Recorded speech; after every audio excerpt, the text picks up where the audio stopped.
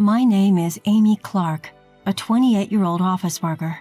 Currently, I work at my father's construction company. I'm getting married soon.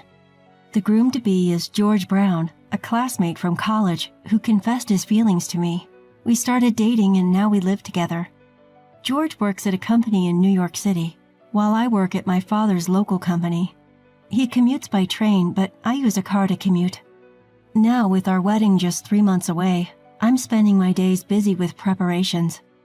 George usually gets home around 7 p.m., so I take care of our meals. On his days off, George helps by cleaning our apartment and the bathroom. I love cars, especially driving them.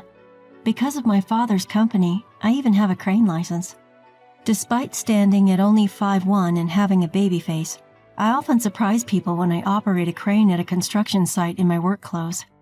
But I find it amusing to see their reactions. One day, I was about to drive out for shopping. Accompanying me was my best friend, Megan Flynn. We've been best friends since elementary school and even went to the same college. She's a confidant with whom I can share anything. We plan to visit a recently opened outlet mall in the next state, which was a bit far, but we thought it would be a nice drive. I headed to the convenience store where we decided to meet up and met Megan there. Sorry to keep you waiting. Did you wait long? No, I just bought a coffee. Want some, Amy? Megan's coffee looked tasty, so I took her up on the offer. Thanks. Could you grab one for me too? I'll set the navigation system. Okay. Happily obliging, Megan went back into the convenience store. I began to set up the car's GPS and accidentally pressed the history button. Darn it, this touch panel is so sensitive, I muttered, trying to switch the screen back. But then I noticed a surprising entry in the history. The name was Hotel Lovely Chateau. What's this? Of course, I'd never searched for such a thing before. This is my car, but George occasionally uses it too. George must have used it. Well, no biggie, I thought, not paying much attention to it at the time, and continued setting my destination. Today, Megan and I were heading towards an outlet mall that just opened in the neighboring state, which is a bit of a drive away. We quickly got on the highway. The weather was great, making for a pleasant drive. Near an exit ramp, Megan suddenly pointed out, Look, Lovely Chateau Hotel. What a cheesy name for a hotel these days. Lovely Chateau? The hotel from the search history earlier? While driving, I couldn't take a good look, but there was indeed a big sign saying Lovely Chateau Hotel. That's indeed cheesy. We laughed together, but I couldn't help but feel a bit concerned because of its name in the search history. After finishing our shopping with Megan and dropping her home, I returned home alone. Once I arrived home, I checked the car navigation system again. Lovely Chateau Hotel. As I searched the name, it indeed showed the location near that exit ramp. It was definitely that hotel. It was undeniably one of those types of hotels. I couldn't help but wonder why George had searched for that hotel. I decided to keep a close eye on George's activities. I decided to install a dash cam in my car. I discussed it with George and he agreed, saying, Why not? A lot of people have them these days. It's good for safety too. But in return, you have to pay for it, Amy. It's your car after all, he said. Although the car is in my name, George also uses it, so he ended up contributing a bit to the cost. The next day, after work, I drove straight to the dealership and had a dash cam installed. The dash cam comes with cameras facing the front and back, and one that records the interior of the car. The recording time is 5 hours, after which it overwrites previous footage. I also decided to add a GPS logger while I was at it. This device records the vehicle's movements via GPS. Then, after George had used the car, I checked the dashcam footage and GPS logger data. I mainly use the car for commuting, so George typically uses it on his days off. Of course, he always asks me for permission in advance. One weekend, George approached me asking, Can I use the car this Saturday? Sure, but where are you going? I asked. He replied, I'm planning to go to the shopping mall you went to last week. A friend wants to check it out. Who's this friend?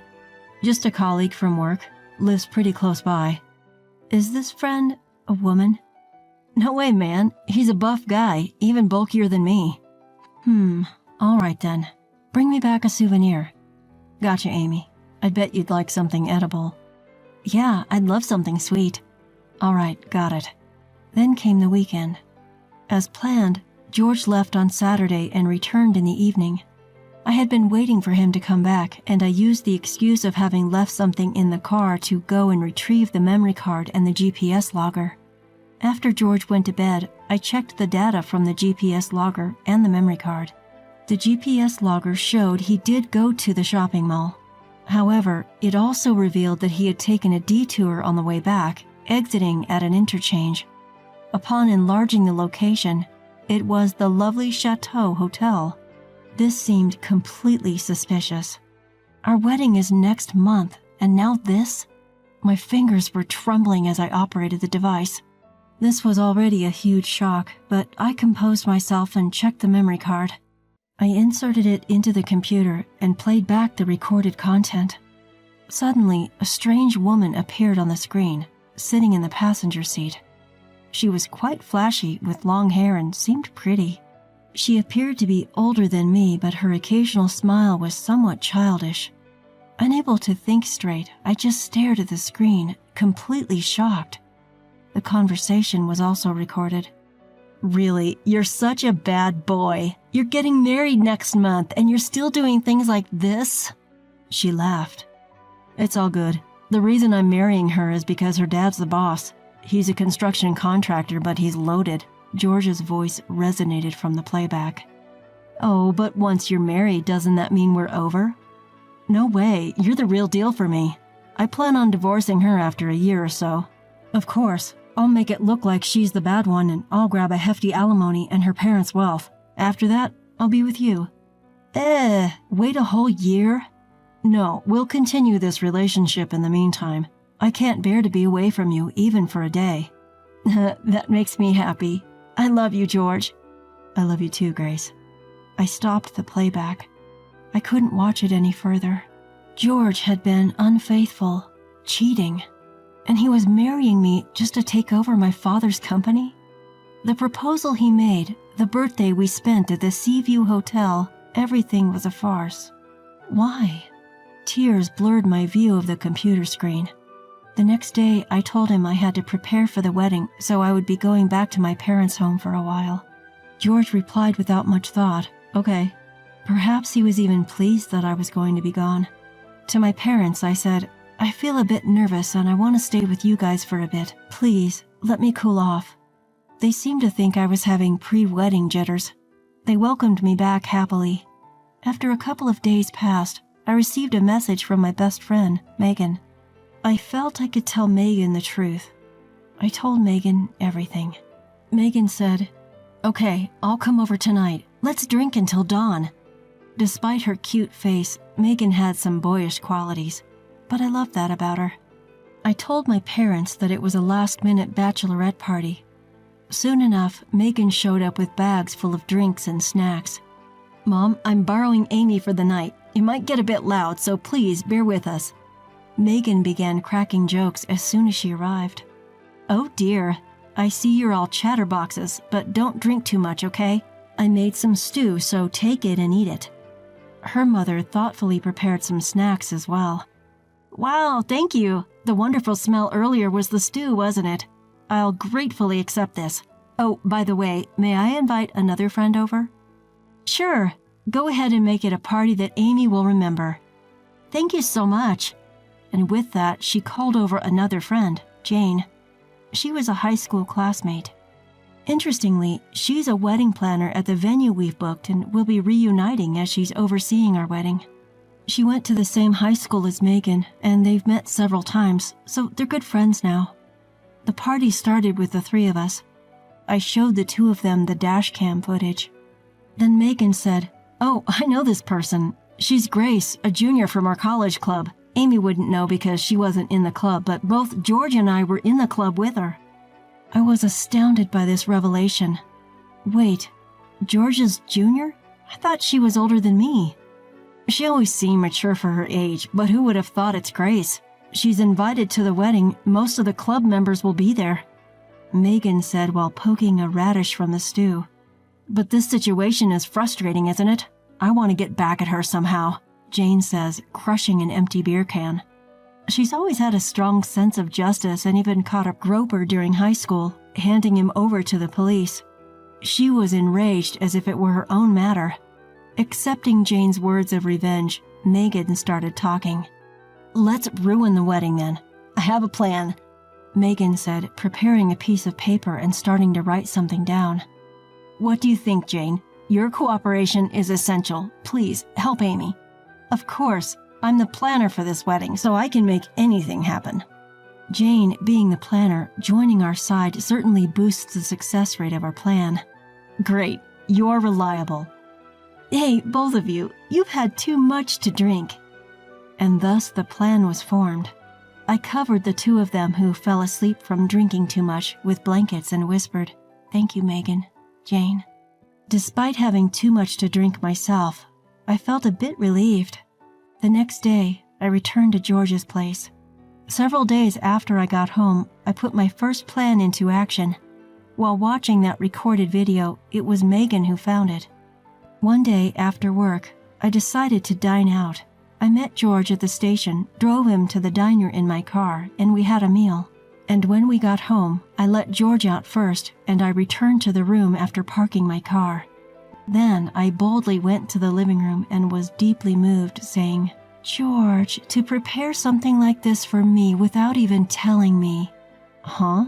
George made a strange sound in response to my sudden words. "Isn't this a gift for me? I found it in the car." Saying this, I showed George the paper bag containing a luxury brand bag. The brand name was boldly printed on the paper bag. I was going to clear the rear window of the car because it was dirty. When I tried to pull out the cleaning tools from the floor under the rear, this was in there. "Oh, George, you hid it there to surprise me, didn't you?" "Sorry, I found it." I pretended to be innocent and acted even more delighted. No, that is..." George fumbled his words. Do you have someone else to send such a thing to?" "Don't be silly. I have no one but Amy." "Right, you bought it for me, didn't you? How much did this expensive thing cost? Around $2,000? Thanks, honey." Yeah, it's a limited edition, so I think it was $5,000. Well, I thought this would suit Amy, so I bought it. I really intended to surprise you, but, well, it didn't go as planned." "Yes, it seems a bit youthful, but I can still pull it off, right?" "Of course. Any bag would look good on you, Amy." "Hey, that doesn't sound like a compliment." Sorry." "Okay, I'll keep it safe. Thanks a lot." When I heard his last sigh, I could hardly hold back my laughter. In the video from that party, I saw George being urged by Grace to buy a luxury bag, and then confirmed that he had bought a high-end bag and hid it in the floor of the back of the car. I found it, and I got it instead. During dinner later, George was sighing. Serves him right. And a few days later, I got a call from my father. It seems like my father's bad habits have surfaced once again. Believe it or not, he's gone and bought a new car. He's always had a thing for cars, and he's driven quite a few over the years. Apparently, on his way home from work, he pulled over at a used car dealership and spotted a gem of a car he used to admire. On a whim, he bought it right then and there. "Dad, didn't Mom get mad at you?" "Yeah, sure she did, but that's no biggie. Listen to this. It's a discontinued Type R. It's a car I've always wanted. I thought if I let this one slip, I might never get my hands on it, so I bought it on the spot. I can hardly wait to get it delivered." "Really? You never think about the consequences? What you are going to do with your current car?" "Oh, I'll give it to you. It's still in great shape. It can hold its own against the flimsy cars these days." "That hatchback, right? I suppose I have grown a bit tired of the car I've been driving." "Just sell that one. How can you enjoy driving such a weak automatic car?" "But..." That's when it hit me. "Okay, got it. I'll do that. Thanks, Dad." "Yeah, the new car arrives next week. You can pick it up then. I'll have it cleaned for you." "Okay, but this is the last of your indulgences, right, Dad?" "Don't say that. A man's dreams never end." All right, thanks, Dad." I hung up the phone and couldn't help but grin. And so my car changed within a few days. Amy, did you change your car? This one looks cooler than the last one. Yeah, my dad bought a new car and gave me his old one. It's cooler than the previous one, isn't it? Yeah, it's cool. Lend it to me this Saturday. Sure, why not? I felt like a fish had taken the bait. And then came Saturday. George, who had left with the car keys, came back immediately. Hey, that car. What's wrong? It won't start? No, I can't drive it. You can't drive it? Well, what's the matter? You drove it just fine yesterday, didn't you? That's because it's a stick shift. So what's the problem with that? It's just that I only have an automatic license. Oh, that's right. I forgot about that. This is not funny. I can't drive now. That's a problem. I need to be able to drive. Why is that a problem? Do you want me to drive for you? No, that's not... I don't want to spoil your day off. Really? I don't mind, though. No, I'll figure it out. All right, then. Safe travels. I knew very well he couldn't. Serves him right. Figure it out. The car I got from my father was a stick shift. There was no problem for me since I have a manual license. However, George only had an automatic license. He legally can't drive that car, and he probably wouldn't know how to drive it anyway. I had already figured out that he's been taking the car on weekly dates. Despite knowing that, I still switched cars. It's my car in my name, and I can do whatever I want with it. Here too, I say, serves him right. Then, with just 1 week to go until our wedding, I received a message and was summoned to a designated location. Hello, my name is Amy, I greeted. Oh, Amy, thank you for coming. The other party responded. Not a problem, so how did it go? Well, please sit down. We'll discuss everything shortly. With that, I was ushered into a meeting room and sat down. Let's first discuss your request. Yes, this was a private investigation agency. I had requested a background check on George. The subject, George Brown, was definitely in the wrong. We have secured photos and videos. Would you like to see them? Yes, please. With that, the man pulled out a laptop, inserted a USB drive, and started playing a video. In it, 2 people were playfully walking arm in arm. They entered a hotel. The date and time of the video were from a Saturday afternoon 2 weeks ago. There were also photos of them kissing, embracing, and more. Thank you, this is enough. I then received the documents and left the office. Honestly, I knew about the affair, but seeing it so blatantly presented was hard. I contacted my friends Megan and Jane and arranged to meet at a pub. I secured a private room, showed them the documents I received earlier, and we started our analysis. Oh man, this is clear-cut evidence. This one's quite something too, they chimed. I have lost all sympathy. I'll bring him down completely. With that, I took a big gulp of my beer. Hey, Amy, could you lend me these? Huh? What for, Jane? I was already planning to make a slideshow of the bride and groom, so it would be easy to include these. Okay, all that's left is to get ready for the big day. With that, Megan raised her beer mug and gave me a toast. To us, let's give it our all. I was so touched that everyone was going all out for me that I felt like crying, but I held it back. And so the big day finally arrived. The day of the wedding. It was a hectic morning, busy to say the least. Upon arriving at the wedding venue, I was immediately ushered into makeup and wardrobe amongst other preparations. Regardless of my state of mind, everything moved along as planned. When I saw myself in the mirror, donning the white wedding gown, I was brought to tears. Despite this being the very image I had once dreamed of, I never thought I'd be wearing it with this feeling. My mother, noticing my tears, gently said, "Oh dear, the bride shouldn't be crying already," as she wiped my tears away. I'm sorry, Mother, but these weren't tears of joy. The ceremony ended and the reception began. Just before making my entrance, I caught sight of Jane, who gave me a comforting smile. George was cheerful and smiling right from the start, while I could only manage an awkward smile. The reception proceeded without a hitch, as planned. Then came the moment for the bride's farewell letter to her family. The hall darkened, and a spotlight fell only on me and my parents at the head table. I was handed a microphone. but instead of reading my letter, I turned to face the crowd and began to speak softly. Everyone here today, thank you very much for joining us. Normally, at this point, I should be saying goodbye to my parents and expressing my gratitude for marrying the man I love, but a stunned silence swept through the crowd as I broke from tradition. Jane, off to the side of the stage, gave me an encouraging thumbs up. "The real bride is not me," I declared, causing an immediate stir among the guests. "The real bride is Grace Davis, a junior from George's college years. George has admitted that it's not me, but her who he truly loves. I have evidence." After speaking, a spotlight shone on one person in the crowd, and there was Grace, bathed in light. A lively music started playing, and a slideshow began. Images of them holding hands, kissing, and even entering a hotel were displayed, one after another. Then the music stopped, and a video of their conversation played at a loud volume. The hall was in an uproar. "What's going on here? George, you owe us an explanation." Amidst the flying shouts, I handed the microphone to a pale-faced George and bowed to his parents before stepping off the stage. Megan and Jane, who had rushed over, practically dragged me away from the venue. Behind me, the situation had become an unmanageable uproar.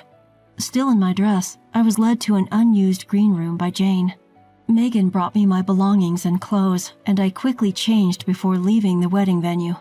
Megan drove me home, and I was finally able to catch my breath. "We did it." "Yeah, we sure did." Despite causing such a commotion, I felt oddly exhilarated.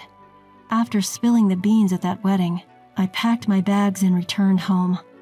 I received quite a scolding from my parents when they got home, but since George was the cause of the issue, it wasn't too severe. Father took care of the aftermath. In the end, the wedding was almost over but was called off, so there were issues like returning the gifts. People understood the situation, so everything went smoothly without any significant issues. The one who had a hard time was George. His infidelity got exposed, and the wedding became a mess. As a result, his parents had to bear the entire cost. On top of that, his boss was present, so the whole company came to know about it. The fact that George had been contacting Grace during work hours using the office email was also discovered, and George was demoted. He didn't lose his job, but with all the commotion he caused, he couldn't possibly work comfortably. Unable to handle the office atmosphere, he soon quit. As for Grace, the other party, she didn't end up with George after causing all that commotion. It seems they broke up eventually. As the engagement had been broken off after we had exchanged betrothal gifts, I asked George for compensation and other costs. George had used most of his savings on wedding day preparations, so his parents had to step in and pay.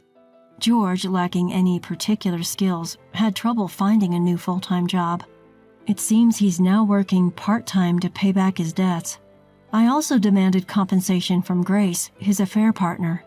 As she had a bad reputation and was disowned by her parents, she had to pay the compensation herself, but she didn't have any savings, so she borrowed money from some shady loan sharks. Now she's working in the nightlife industry to make those payments. It's not enough compared to the emotional pain I suffered, but, well, it serves them right.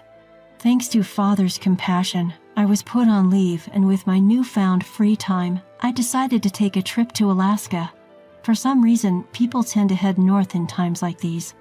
Jane had also resigned from the wedding venue, taking responsibility for her part in the commotion. Feeling a bit guilty, I decided to invite her to join me on the trip to Alaska. With the damages I received from George, I covered the expenses. We used a ferry for our round trip as we went by car. On the return ferry, we hit it off with two guys who were bikers. We exchanged contact information and decided to meet up again in New York. The two guys who worked at the same company said they go on a road trip to Alaska on their motorcycles every year. When I got back to New York and told Megan about this, she got upset that I didn't invite her. So it was decided that we would add one more person and organize a 3-on-3 mixer, including Jane. Even though a lot has happened, I've regained my spirit. Life throws curveballs, but I thought, well, such things happen. And with that, I decided to walk firmly towards the future.